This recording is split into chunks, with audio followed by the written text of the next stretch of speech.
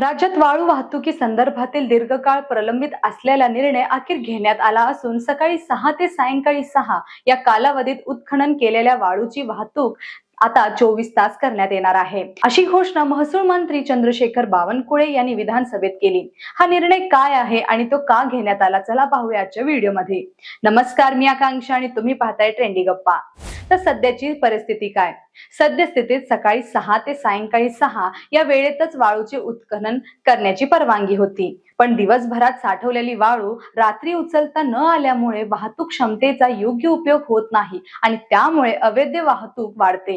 ही परिस्थिती बदलण्यासाठी महाखनिज पोर्टलवरून 24 तास ETP तयार करता येईल अशी सुविधा उपलब्ध करून देण्यात आली आहे, असे बावनकुळे यांनी सांगितलेलं आहे। वाहतुकीसाठी सुरक्षतेचं पाऊल पाहूया।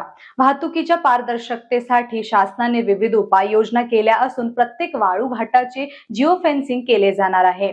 घाट व मार्गांवर CCTV बसवले जाणार। वाळू वाहतूक करणाऱ्या वाहनांना डिव्हाइस अनिवार्य करण्यात येणार आहे।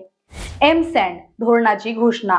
राज्यात नैसर्गिक वाळूची मर्यादा लक्षात घेऊन शासनाने कृत्रिम वाळू धोरण राबवण्याचा निर्णय घेतला आहे।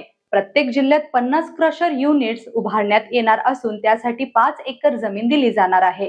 3 महिन्यात 1000 क्रशर युनिट सुरू करण्याचे उद्दिष्ट आहे। तर घरकुलांसाठी मोफत वाळू। मंत्री बावनकुळे यांनी स्पष्ट केलं आहे की घरकुल योजनेअंतर्गत प्रत्येक लाभार्थ्याला 5 ब्रास वाळू मोफत दिली जाणार आहे। NGTच्या अटीमुळे 10 जून नंतर काही घाटांवर मर्यादा आल्या असल्या तरी ज्या ठिकाणी पर्यावरण परवानगी आवश्यक नाही अशा घाटांवरून घरकुलांना वाळूचा पुरवठा थांबवण्यात येणार आहे। चंद्रपूर जिल्ह्याचे उदाहरण देताना त्यांनी सांगितले की नवीन वाळू धोरणामुळे चंद्रपूर जिल्ह्यातील पहिल्या निविदेतूनच राज्याला 100 कोटी रॉयल्टी मिळालेली होती।